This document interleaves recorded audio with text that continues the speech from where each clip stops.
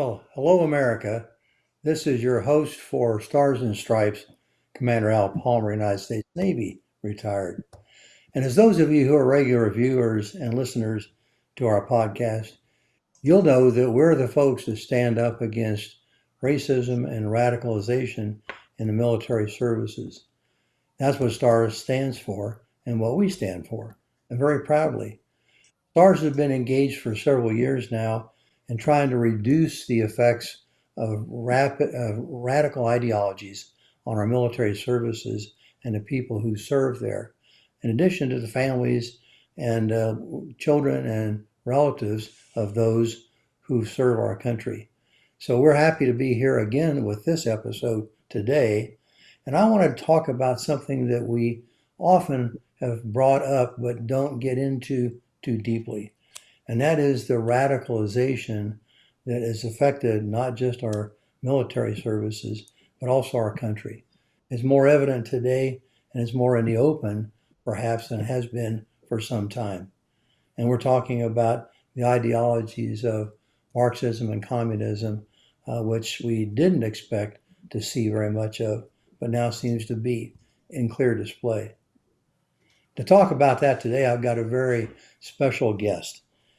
She is an American citizen who grew up in communism in Eastern Europe. She became a diplomat, a respected person who represented her country as a communist country, but then became an American citizen and she's had a very distinguished career, teaching medicine, becoming a nurse practitioner, and an absolute gem when it comes to helping our country recover from illnesses and addictions. So it's my pleasure today to have with us Mihaela Fletcher. Mihaela, welcome to the podcast. Thanks for spending a little bit of time with us today to tell us a little bit about how you came from the communist world and how you grew up there in a family that was part of that, and then somehow escaped and came here to pursue a new dream, which is something, of course, that all people who want to immigrate to our country do. But I think your story is very unique because you come from a little different way of understanding how those things affect people. So welcome to the show. It's good to have you with us. Thank you for having me here. I'm glad to be here. So I am an immigrant and I live through the Marxist ideology, born and raised in one of the most oppressive governments in the world. My father was a member of the Communist Party, so I was indoctrinated since birth. I got a degree in economics during communism. Was one of the most prestigious schools, so I was indoctrinated with Marxism there too. I went to a political science school. I got a political science degree. I became a diplomat in my country, and I eventually was selected to be a humanitarian observer for the United Nations in Iraq. When I was in Iraq, I met an American colonel who was the director of weapons inspections in Iraq, eventually we got engaged and I moved to the United States. Not before I was declared persona non grata by the Iraqi government and forced actually to leave Iraq at that time. So that was the best thing that happened to me, though. Came to the United States. I got my daughter with me. She was 11 years old at that time, and I started all over. I got a nursing degree, went to a historically black university in Louisiana. Then I got a master's degree from Duke, and then postmasters from UNC at Chapel Hill, ECU, and a doctoral degree from ECU in nursing. So I am a healthcare provider, and I am a proud American. My first husband, American colonel, died of a service-connected disability. He was 100% service-connected veteran, and I eventually got remarried. And my husband is a lieutenant colonel, and he retired from the army. So my daughter became an American citizen too. She married a first generation American. They are both successful, have own businesses, and my son is a cadet at US Air Force Academy. So I grew up, I studied, and I lived in a country there were no rights. And you talk about paradise, where they were offered us, were offered a lot of good things.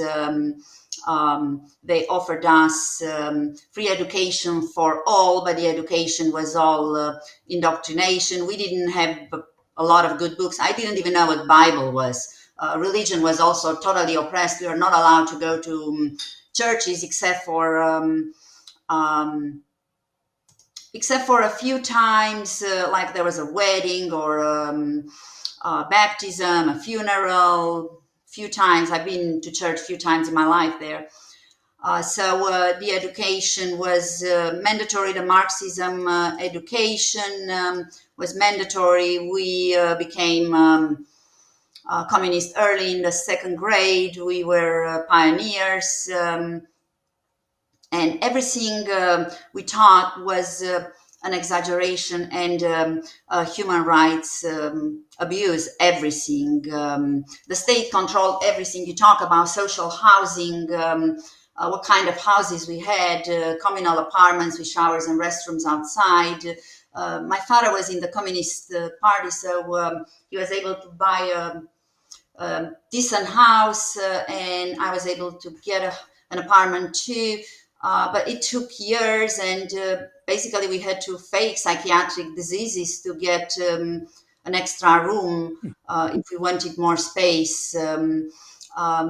We thought we had it all. We were totally brainwashed, indoctrinated. We're told that we had basic necessity, but everything was rationed: food, electricity. There were power cuts. Nothing in the grocery stores. I fainted so many times waiting in line to buy food. Public transportation. What can I say? It was. It wasn't free, but it was cheap. But it was a place where was sexual abuse. Everybody was touching, grabbing you. That was normal. Everything was controlled. We had like 2 hours a day of TV, and there was a lot of propaganda. We learned Russian. Corruption, nepotism, black market was everywhere. There were crimes, and typically thieves would steal meat from our houses, meat, gasoline, radios from the cars. There was no freedom of movement. We are not allowed to travel outside except for some people in the communist country. Minorities were all repressed. It's ironical that the Romanian Revolution started because a minority priest was his rights were violated and wanted to kick him out of his country, and people protested. And of course, communism, Marxism system requires enforcement. You have to indoctrinate everyone since birth or school, and then you have to put a lot of work on finding, having a good police informants, so people can live in trust and fear. So they would be afraid to say something. If you say something, you'd be publicly discredited, but we're basically encouraged to spy on others, to spy on my parents or my neighbors, that they got a phone call from somebody from the United States or Italy. It was all secondary gain. In fact, we got promoted if we would spy on someone. The healthcare was the worst because it was all bribery, corruption.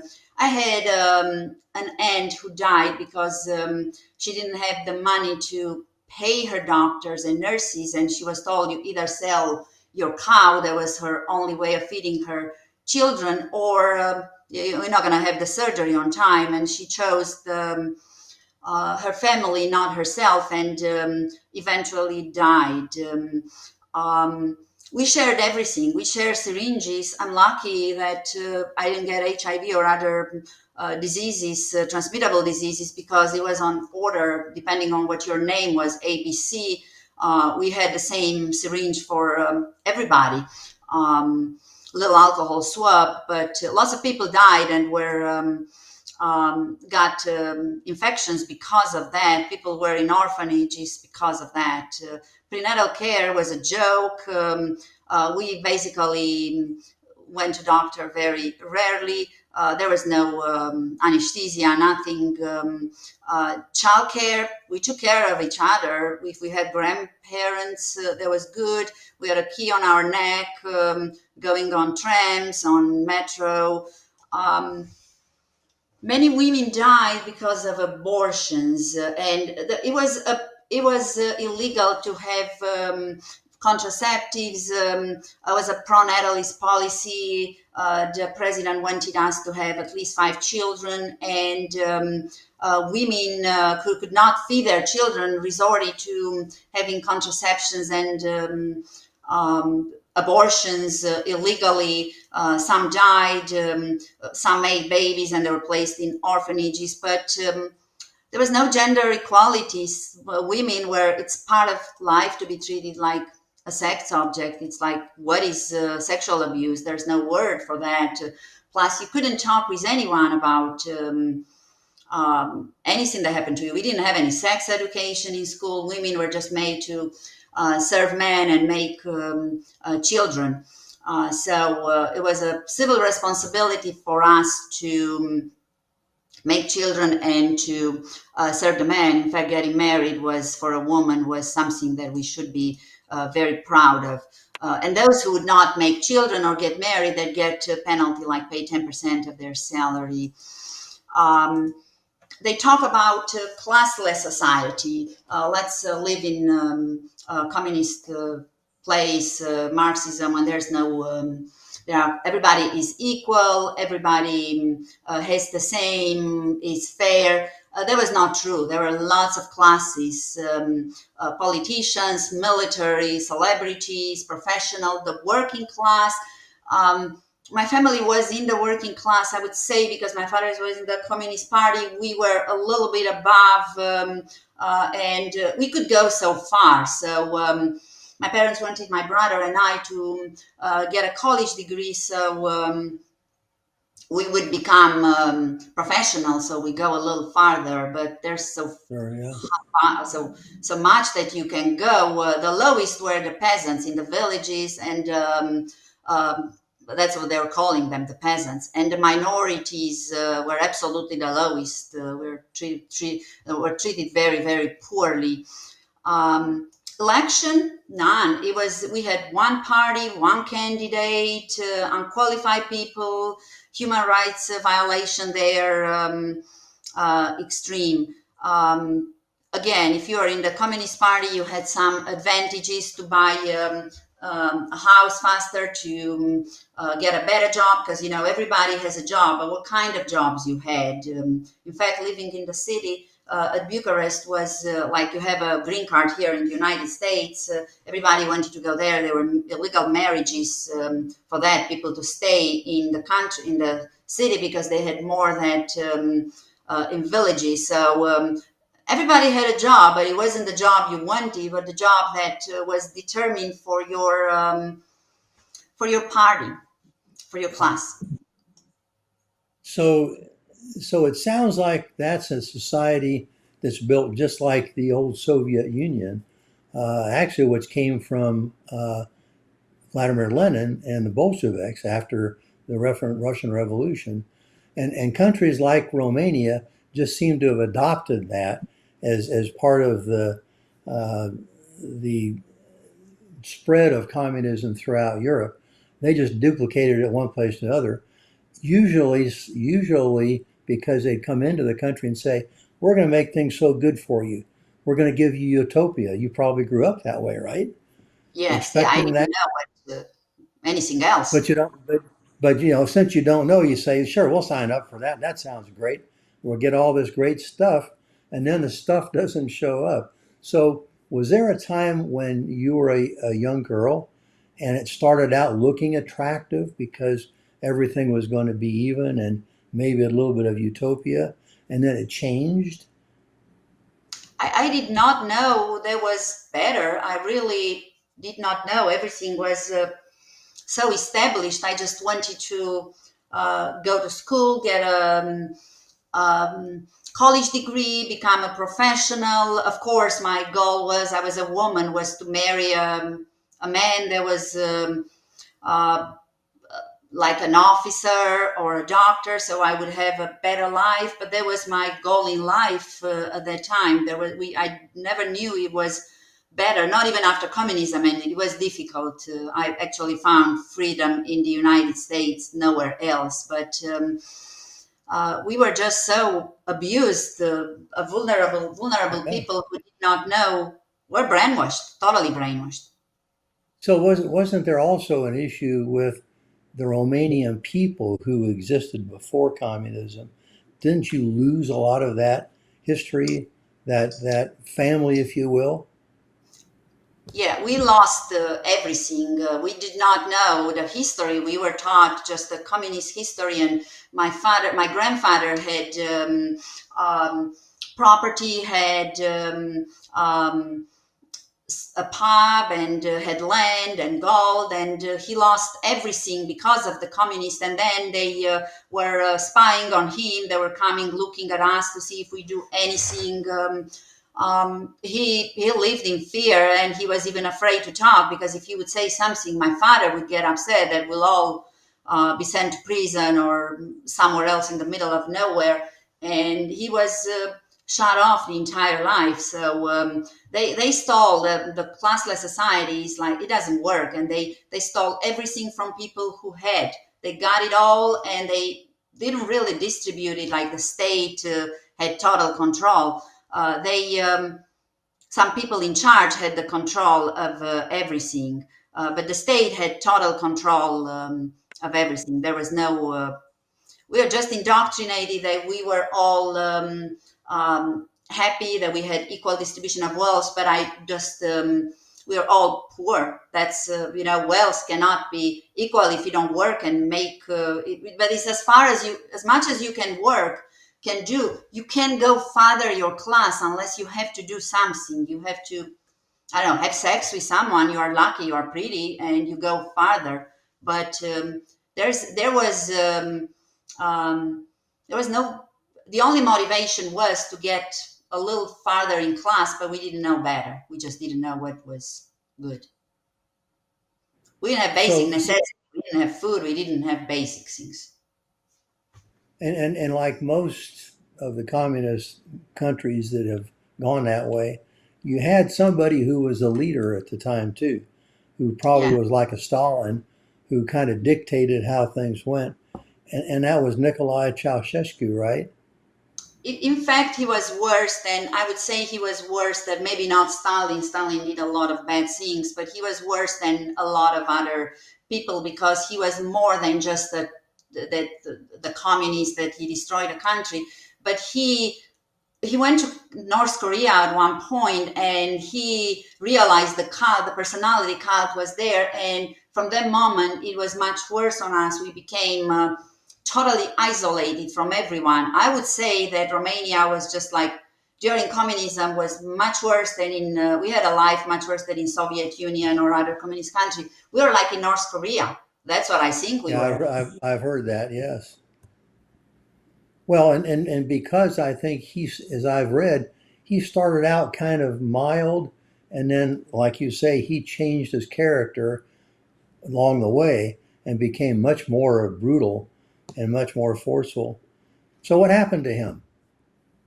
Well, so I think he was, I'm not even sure if he was a shoemaker or he worked for a shoemaker, but he became in charge. He became a general eventually, and he had the cult. I remember when we were little kids in class, we had his photos everywhere, and we were singing songs about him to the supreme leader, all the songs that we were singing. And he just took advantage of everybody. So eventually, when the communism was ending in a lot of countries, Romania was one of the last countries where communism Yep. ended. It became violent. He really saw that. See, people, when they are told that they are good, they believe that they are good, just like what was happening today with DI. And I've seen people, entitled parents and entitled students, they were told that they are good. They start believing they are really good and that people love them. And he really believed that he was good, and he would not want to back off. And some people went against him, protest all over the country. And eventually, police security, his own police, got against him, and he and his wife were publicly executed. They were just executed. It was violent, and Romania was the only place where the end of communism was violent, because he was so horrible. I can't even. And we don't like to see people die or anything, but he was just executed. He and his wife were executed. They didn't wait. The country Yeah. had enough. Yeah. Well, that shows you how bad it was, I guess. So you grew up with that, suffered through it, but tell us a little bit about how you went to the United Nations and how you escaped that to get here. Like I said, I didn't know what freedom was. I had no idea. I was a woman who was just made there to serve men, and I was hoping to get better. I eventually decided to go to school, get a political science degree, and teachers there were important in the new government. So I made some connections. I applied for the Romanian Ministry of Foreign Affairs, and for a diplomat, third secretary, and I was selected for that. Eventually, later, one of the important person there told me that. I mean, I had degrees. I had almost 4.0 GPA at that school, the political science degree. But I was told that I got the job mainly because I was pretty. He just liked me. So that got me in that institution.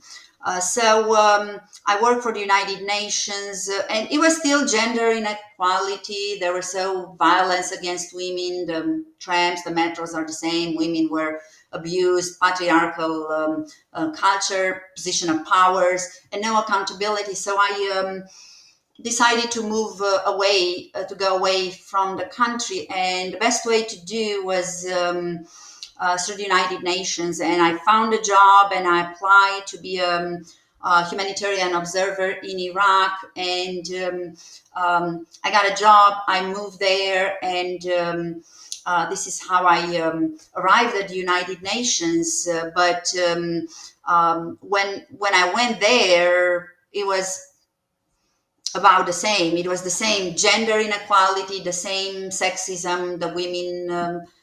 It was the same Marxism that I saw it in there. So Again, you thought I was you pretty, thought so going to the United Nations might solve that problem, but found yeah, out it existed there too. So the yes. United Nations ended up with its own problems. Yes, yes, and it was interesting when I met there, and I met the person in charge of that organization in Iraq. The first thing he told me that I don't look like an observer, I look like a model. Now that time sounded like a compliment, but right now I wouldn't like someone to tell me. I know my rights right now. Um, it was it was appropriate at that time because I didn't know better. I was a woman. But I eventually, after I was declared persona non grata, non-desired person, nobody told me what I did wrong. If I did something, nobody talked with me. The only thing that I could see that I did wrong was that I was engaged to be married with the director of weapons inspections in Iraq, who was U.S. Air Force coroner. So I do not see any other reason of doing something. Nobody told me I did anything wrong. Well, that And would probably do it. That would I probably take care of it. Yep. So the UN simply kicked me out. You got to, where do you want to go? So I moved to the United States. And then later I found out, and I knew all the people. I knew the person in charge, and I know the one who was in charge of him, the chief of the UN All for Food program in Iraq. And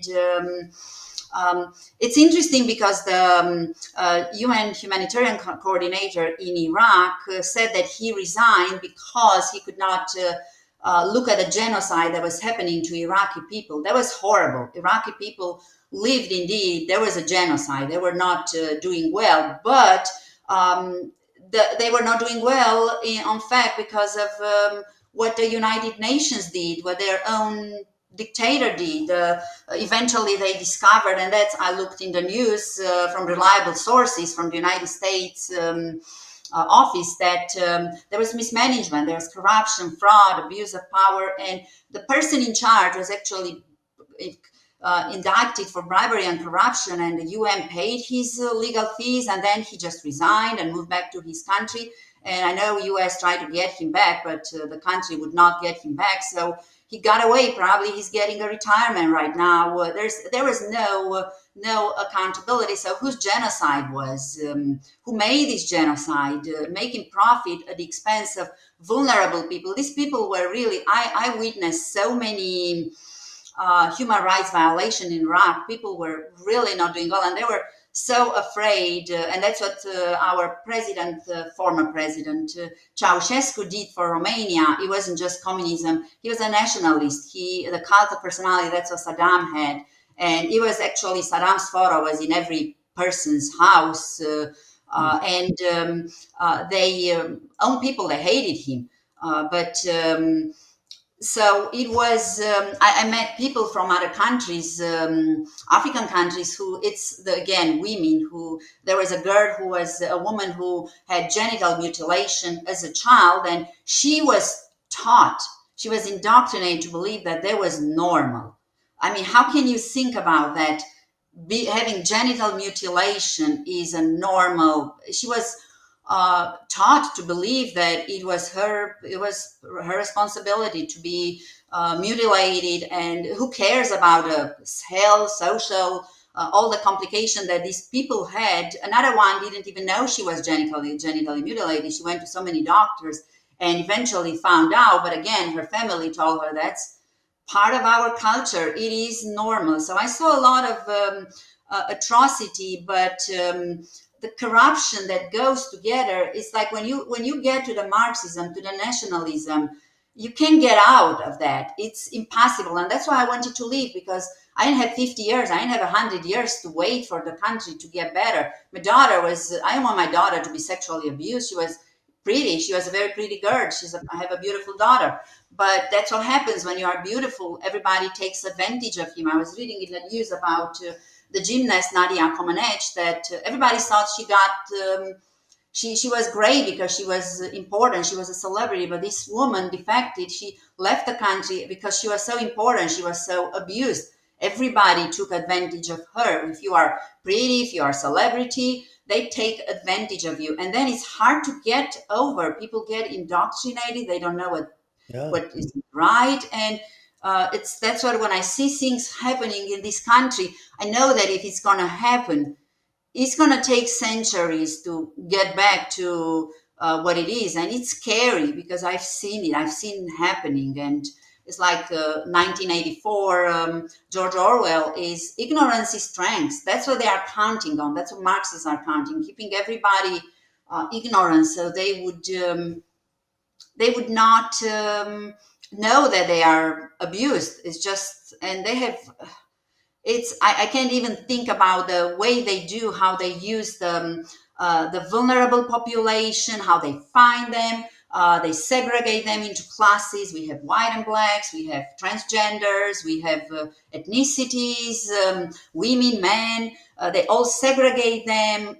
Income right now is income. I've seen at universities in North Carolina that people with lower income, children with lower income, have free. They go to college for free. So there's an inequality in income right now. If your parents make more money, you are penalized. Because it's this, they found another group, the income group. They changed, and then they victimize these people, and the people, they don't even know that they are victimized. They are manipulated like me. They are exploited, and then they make them poor. They don't really realize, because you can support, you can feed everyone, you can have give free housing to everybody, you can get free jobs to everybody, free health care. So you impoverish your population eventually, and then when they reach their political agenda, they just abandon them. And the people don't realize that they are right now their object, but once these Marxists will get their political agenda through their propaganda, pushing their lies, they're gonna get rid of everyone. It's just whoever they want. It's Yeah, such a violation. It's horrible. well, as Margaret Thatcher famously said, pretty soon you run out of other people's money. And when you do, you don't have those things you need to sustain the promises that are made that are based on continuing revenue. When you kill the business, you kill people's initiative, then there goes the money and there goes the support. Is that kind of what you saw? Yeah, you kill the motivation, you kill everything, you kill our desire to get better. We know what we can do. It's you kill everything we had, everything. The equal opportunity is no opportunity at all. It's all these people, they are so abused, they don't even realize how they it's they're going to become all poor. You can support, you cannot have the communism is not, it did not work. It just showed it did Mm. not work.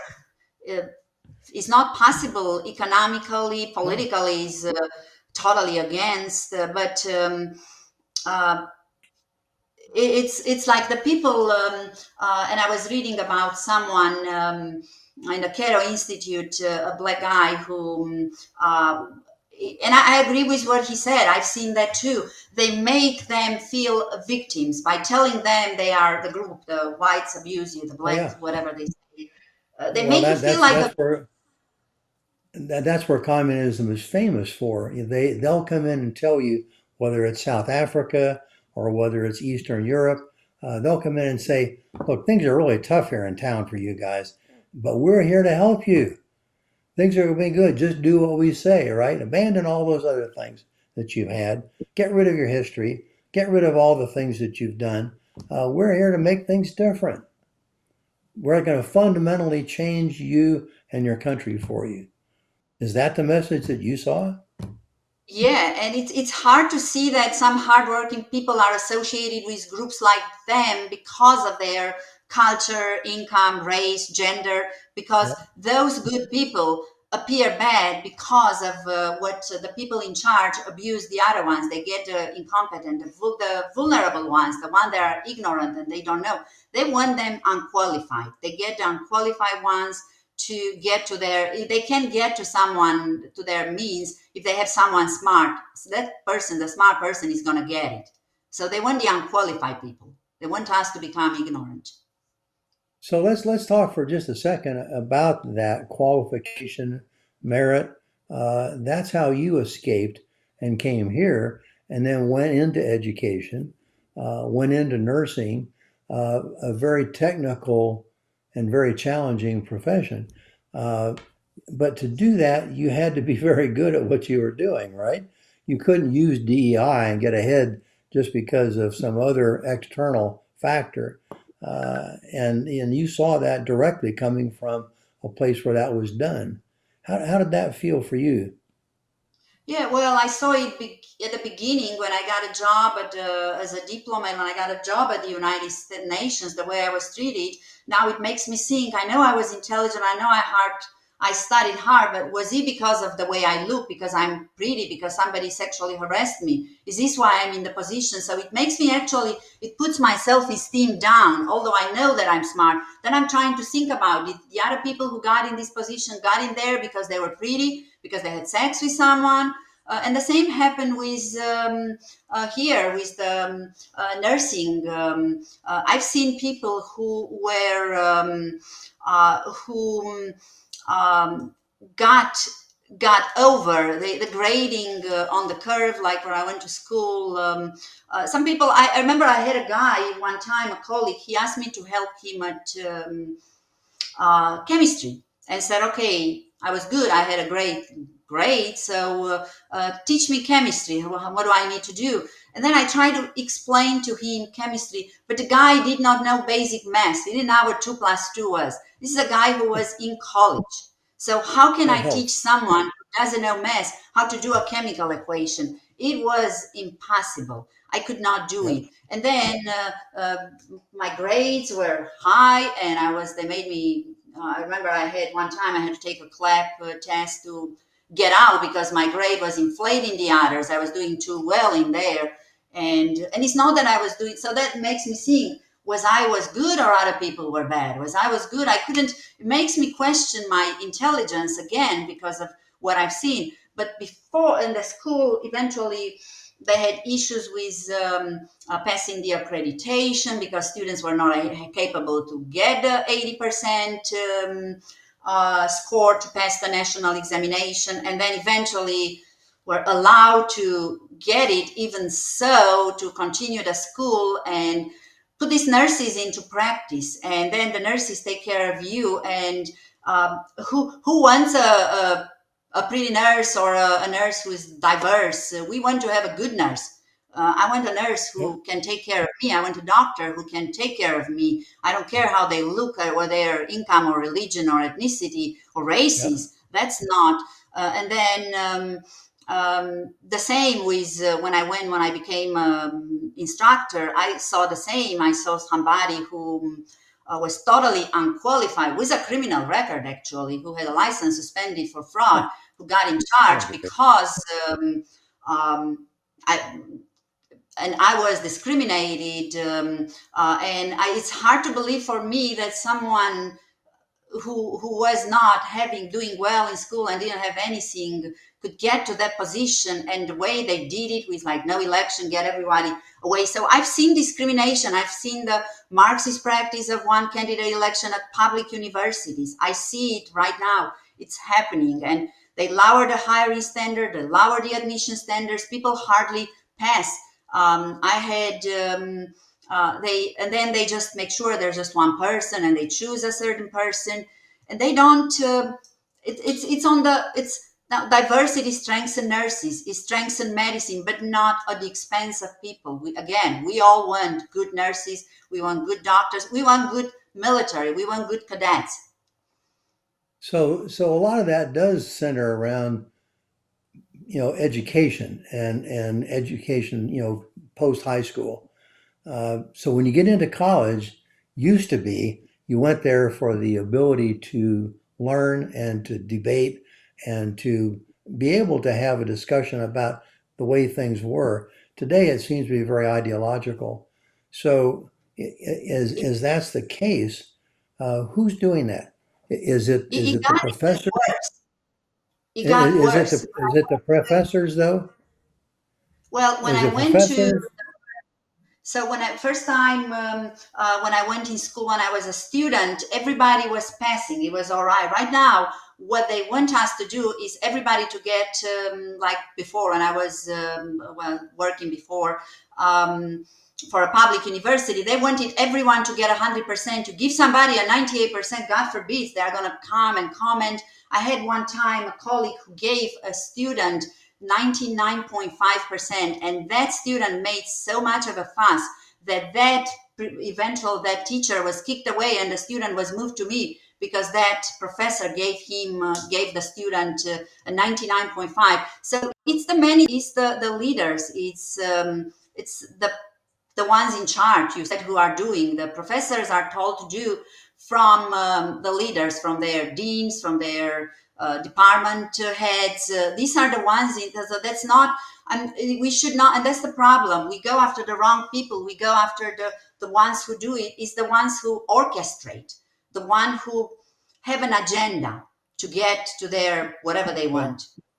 that was kind of the purpose and the question is everybody thinks it's the professors that are indoctrinating, brainwashing the students, but it turns out that may be partly true, but it's the administrative people who do that.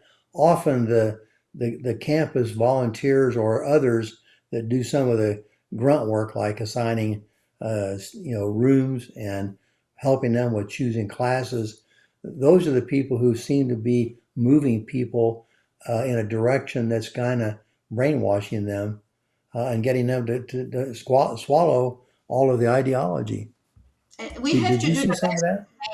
we can. We do the best. I did my due diligence. I complain. I reported to the Department of Education. I reported to the next level. They did meetings, but if the same people are in charge, it's like I can do more. I've done what I was supposed to do. Right. I did my duty to report that that individual is writing in his research articles about retaining some certain students and faculty, and then he puts growing your own, creating your own intentional pathway, and then he's putting his research into practice, and then we see obviously that somebody there totally unqualified is in that position, and we do the best. We report, but it's not that individual who is not capable that is number one that needs to go. Is the one who makes that possible.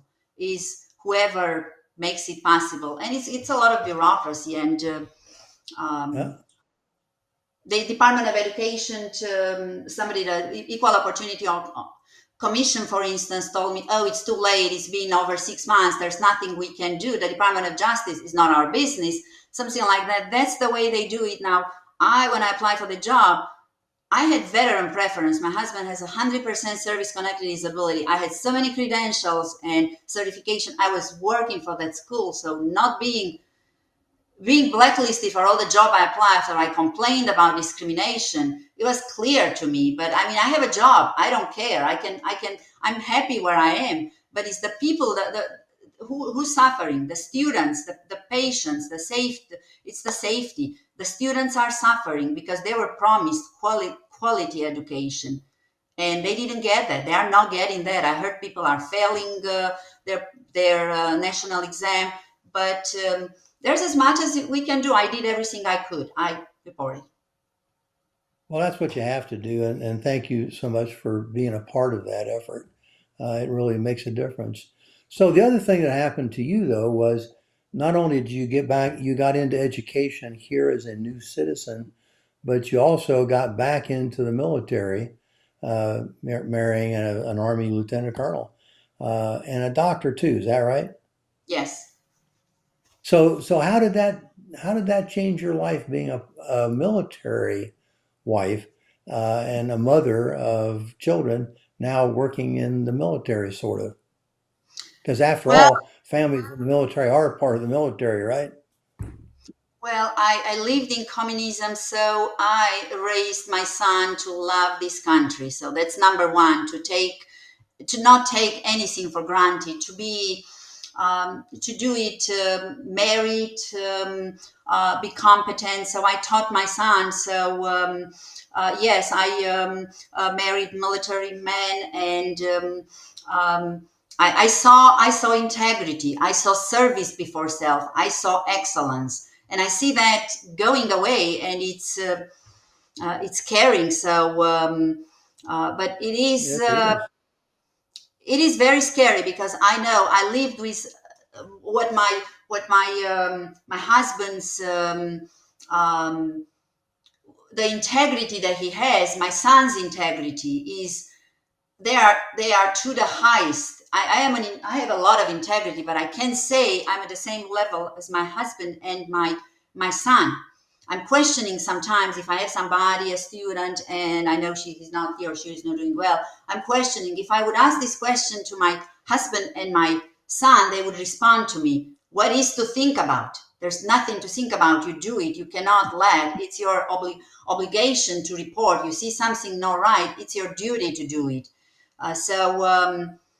And there was another thing when my son was in high school. He learned in high school about civil movement, systemic racism, all of these. And then he came to the US Air Force Academy and he learned the real history and he just loves it. And I know he's going to come out of this class as a better person and he's going to learn the truth about the history. He's learning about Berlin conflict and containment and a lot of things that he did not know. So I'm so happy with the education he chose, and I really don't want that Marxist infiltration. It should not go into the military. It should not go into the academies in the military because we want a good nurse, we want a good doctor, but we want a good officer. We want a good soldier to defend us. We don't want somebody who's pretty or of a different race or income.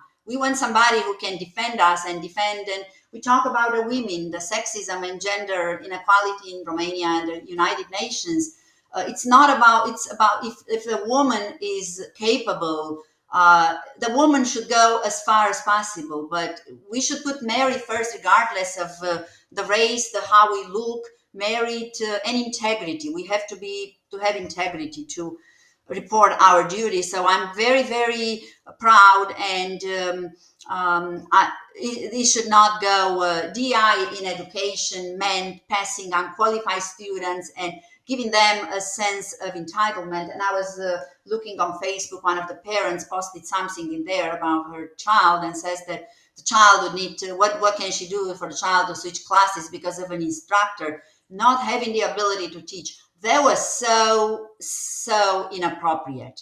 And people were responding to that individual. And how appropriate it is to say, to assume that an instructor of a service academy doesn't have the ability to teach. These people are qualified. These people are excellent. That's why they are there. They are the best. And how can you say something? And all I'm thinking is the entitlement. Somebody gave her child just 100%, and now she expects that she didn't get 100%. That's cool. There's something wrong with the teacher. We have to look back. It's not the teacher. It's probably the student. We need to look what it is, and we have to look at things individually.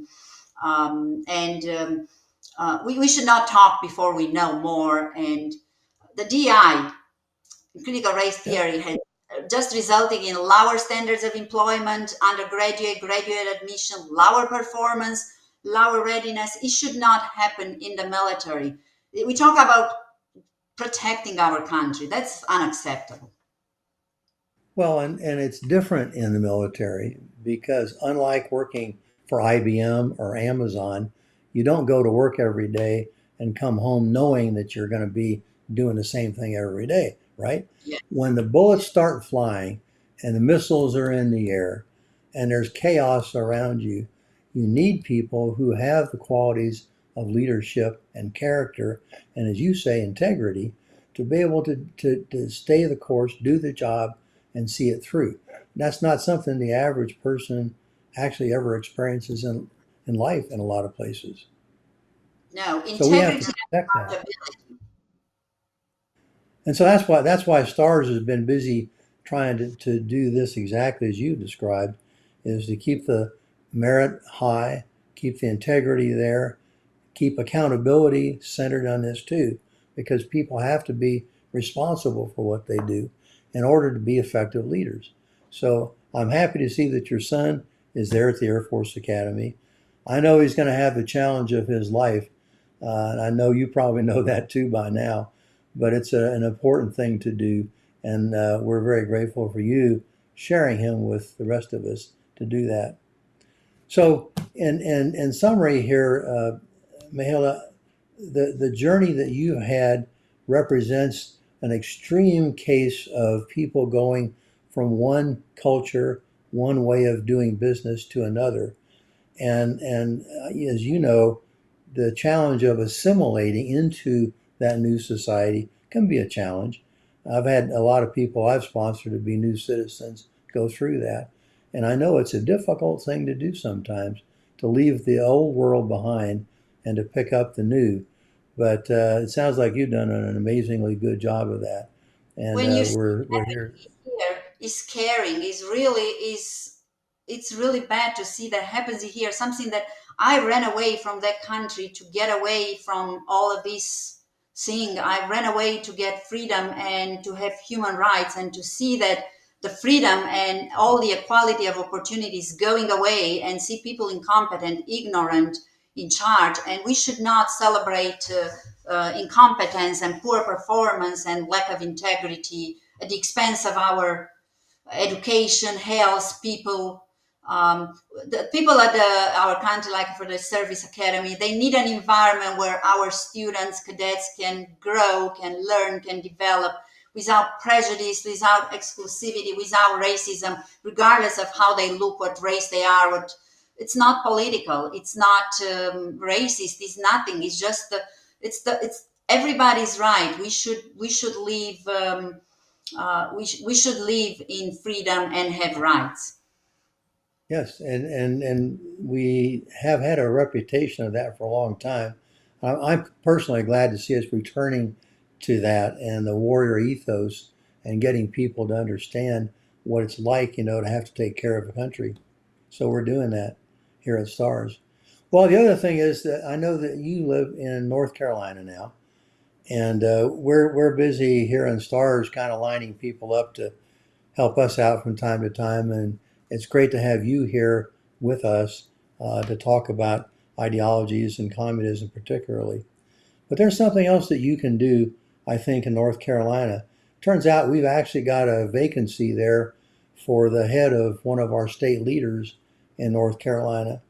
And I've talked with our leadership in Stars, and they'd like to actually offer you that job if you'd like to take it. It's a volunteer job, being ahead of things in North Carolina, if you'd like to do that.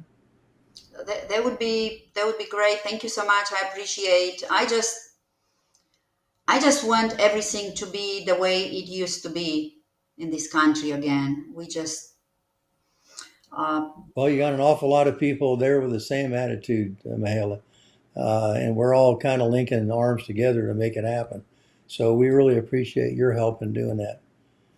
And I'd like to thank you for being a part of this today, sharing your life with us, which is a great life story, and also that of your husband and your son and daughter. Uh, we're happy to have them as new citizens.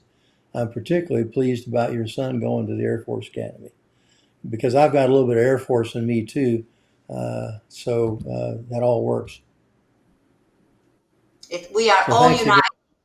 All the military We, branches. We are all united. We should live in unity. There's Well, we are. And listen, I hope that things go well for you. And thank you again for being a nurse practitioner. My daughter's one of those as well.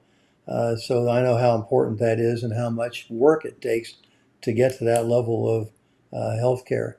So thanks again. And to our audience, thank you for being a part of what we've done here today to explore a little bit about what it's like to live in a communist country, come from it, and succeed and do well here. It just shows that merit and achievement and talent work here where it's ignored in other places, especially in communist countries. We have a challenge to still face there, and we'll be happy to have you here listening to us talk about it. So thank you again for being here with us. We'll look forward to seeing you for our next episode of Stars and Stripes. Thank you.